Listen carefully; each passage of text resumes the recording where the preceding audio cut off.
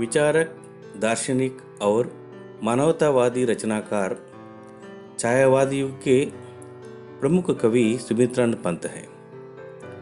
प्रकृति के सुकुमार कवि सुमित्रानंद पंत। सुमित्रानंद पंत झरना, बर्फ, पुष्प, लता, भ्रमर गुंजर, उषा किरण, शीतल पवन, तारों की चुनरी ओढ़ गगन से उतरती संध्या, ये सब तो सहज रूप से काव्य का उपादान बने। निसर्ग के उपादानों का प्रतीक व बिंब के रूप में प्रयोग उनके काव्य की विशेषता रही। सुमित्रानंद पंत की आरंभिक कविताओं में प्रकृति प्रेम और रहस्यवाद झलकता है। इसके बाद के मार्क्स और महात्मा गांधी के विचारों से प्रभावित हुए। बाद की रचनाओं में अरविंद दर्शन का प्रभाव स्पष्ट नजर आता है। भारत सरकार ने इन्हें पद्म भूषण सम्मान से अलंकृत किया।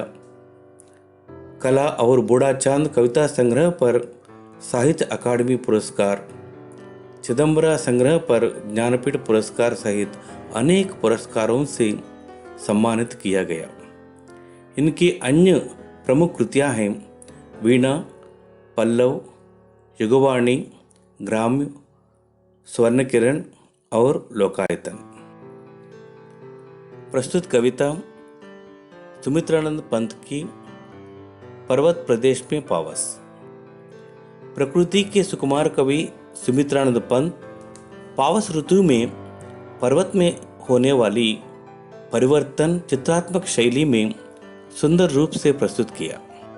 बारिश होने से पहाड़ों के नीचे जल इकट्ठा होता है तो दर्पण जैसा लगता है। दर्पण की तरह स्वच्छ और निर्मल प्रतिबिंब दिखा रहा है। पर्वतों पर अनगिनत फूल खिलते हैं। ऐसा लगता है कि अनेकों नेत्र खोलकर पर्वत को देख रहे हैं।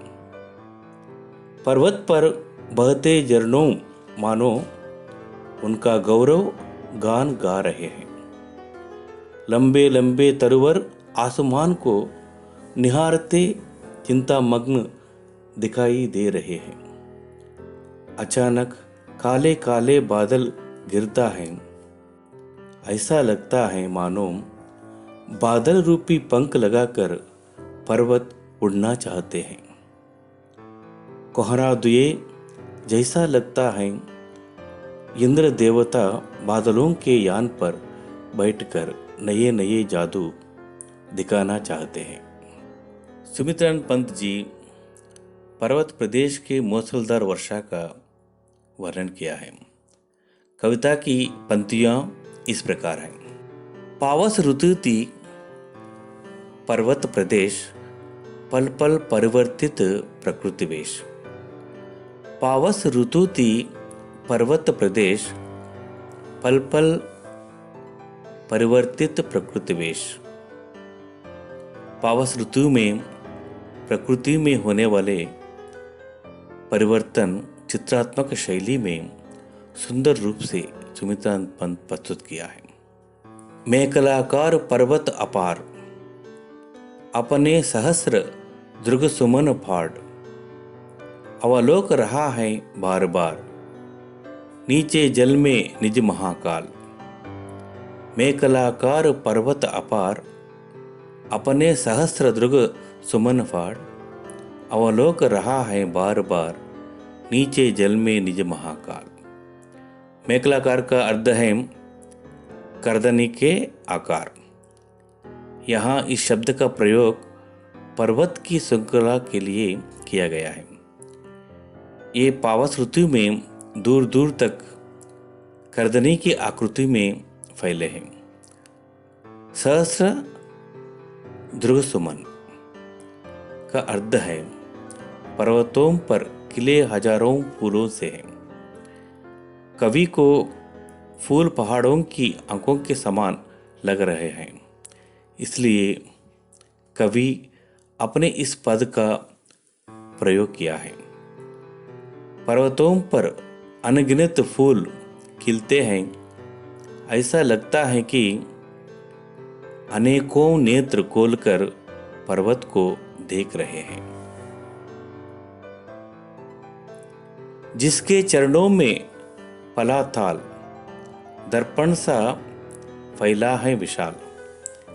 जिसके चरणों में फला थाल, दर्पण सा फैला है विशाल। वर्षा ऋतु में मौसम बदलकर बहुत वर्षा होती है। बारिश होने से जल पहाड़ों के नीचे इकट्ठा होता है तो दर्पण जैसा लगता है। दर्पण की तरह जल स्वच्छ और निर्मल प्रतिबिंब दिखा रहा है। गिरी का गौरव गाकर जर्जर, मद में नस नस उत्तेजित कर, मोती की लड़ियों से सुंदर जरते हैं जाग बरे निर्जर। गिरी का गौरव गाकर झरझर, मद में नस नस उत्तेजित कर, मोती की लड़ियों से सुंदर झरते हैं जाग बरे निर्जर। पर्वतों पर बहते झरने मानो उनका गौरव गा रहे हैं। यहाँ झरने पर्वतों की गाथा गा रहे हैं। बहते हुए झरने की तुलना मोती की लड़ियों से की गई है। बहते हुए झरनों की तुलना मोती की लड़ियों से की गई है। गिरिवर के उर में उठ उठ कर उच्चाकांक्षाओं से तरवर हैं झांक रहे नीरव नव पर, अनिमेष अटल कुछ चिंता पर। गिरिवर के उर से उठ उठ कर उच्चाकांक्षाओं से तरवर है झांक रहे नीरव नव पर, अनिमेष अटल कुछ चिंता पर। इन पंक्तियों में पर्वत पर उगे विशाल वृक्ष ऐसा लगता है कि मानो इनके हृदय में अनेकों आकांक्षाओं हैं। मानो उनके हृदय में अनेकों महत्वाकांक्षाएं हैं और ये चिंतातुर आसमान को देख रहे हैं। जैसे वे आसमान की ऊंचाइयों को छूना चाहते हैं। इससे मानवीय भावनाओं को बताया गया है कि मनुष्य सदा आगे बढ़ने का भाव अपने मन में रखता है। उड़ गया अचानक लो भूधर, फाड़क अपार पारद के पर, रवशेष रह गए हैं निर्जर, है टूट पड़ा भू पर अंबर। उड़ गया अचानक लो भूधर, फड़का अपार पारद के पर, रवशेष रह गए हैं निर्जर, है टूट पड़ा भू पर अंबर। अचानक काले काले बादल गिरता है। ऐसा लगता है मानो बादल रूपी पंख लगाकर पर्वत उड़ना चाहते हैं। पर्वत प्रदेश में पावस ऋतु में प्रकृति की छटा निराली हो जाती है।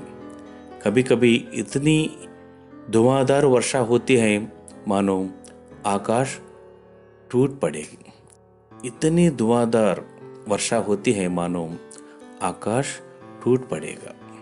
दस गए धरा में सबल शाल, उठ रहा धुआं जल गया ताल, यों जलद यान में विचर विचर, था इंद्र खेलता इंद्रजाल। दस गए धरा में सबल शाल, उठ रहा धुआं जल गया ताल, यों जलद यान में विचर विचर, था इंद्र खेलता इंद्रजाल। वर्षा की भयानक और धुंध से शाल के वृक्ष भयभीत होकर धरती में धस गए प्रतीत होते हैं। कोहरा धुएं जैसा लगता है। इंद्र देवता बादलों के यान पर बैठकर नए नए जादू दिखाना चाहते हैं। बहुत अच्छी है। मैंने आंखों देखा हाल प्रस्तुत किया। प्रस्तुत कविता में पंत जी जगह जगह पर मानवीकरण अलंकार का प्रयोग करके प्रकृति में सजीवता लाया है। धन्यवाद।